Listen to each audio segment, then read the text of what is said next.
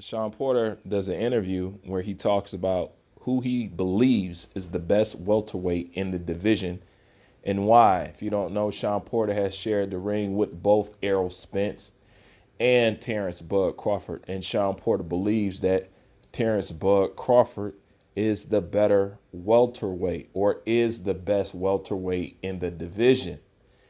He goes on to say that Terrence Bud Crawford is just a little bit better than anybody that he has stepped in the ring with. He also said when Errol Spence stepped in the ring with me, he wanted to beat me at my own game. He said when Terrence Bud Crawford stepped in the ring with me, he went in there trying to see if I could beat him at his game, meaning Terrence Bud Crawford was going to implement whatever that he want done, and he's going to see if you can try and stop it. Sean Porter just believes all around Terrence Bud Crawford is the better welterweight and is the top welterweight.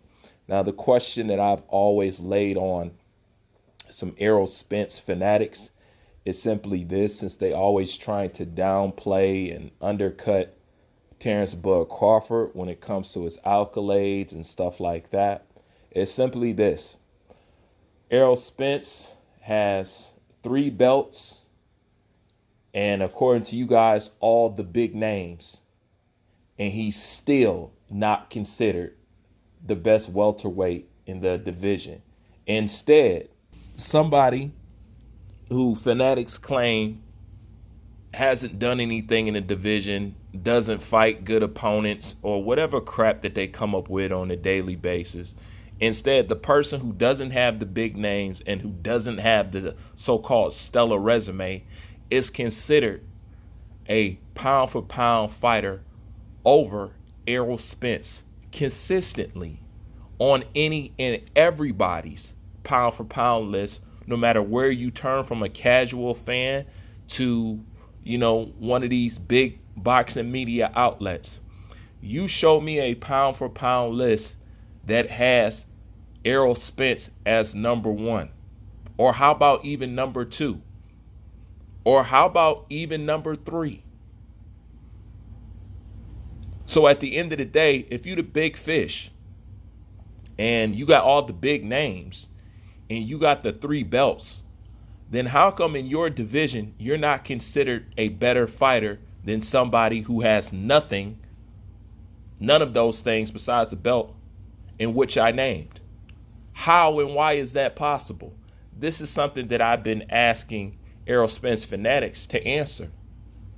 If Errol Spence is this so much greater because of A, B, and C, then you explain to me how he can never eclipse Terrence Bud Crawford when it comes to a pound-for-pound conversation. Why is that? Why is he still considered the better fighter if people think Errol Spence has fought the better fighters? Why do they still think Terrence Bud Crawford is the top welterweight over Errol Spence with 3 belts and big names? Why? That's an answer that I'll never get.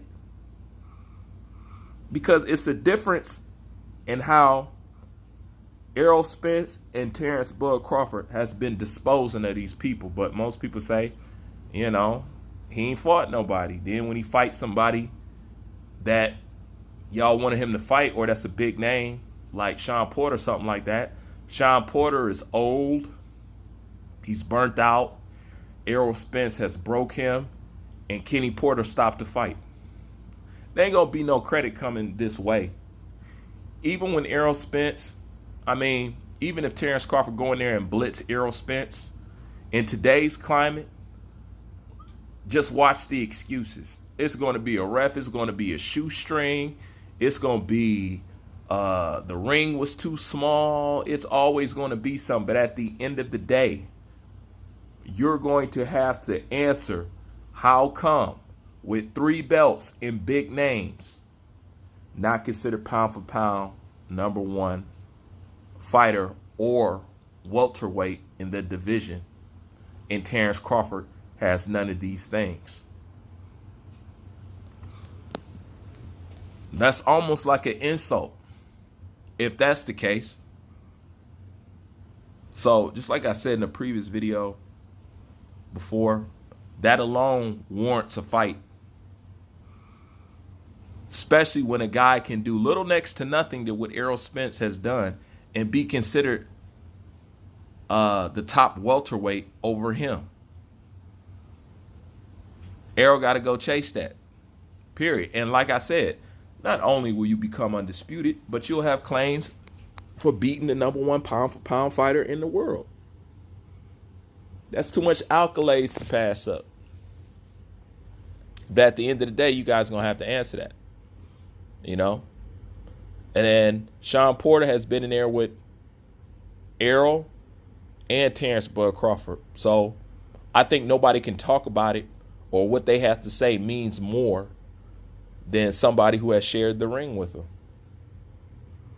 You know, and Sean Porter is a game opponent, and he said he's a little bit better than and we know Sean Porter been in there with everybody. He's a little bit better than everybody I have been in the ring with. That's a lot to say. Because Sean Porter has been in there with them all. And that's a big thing to say. But everyone talk about he breaking bones.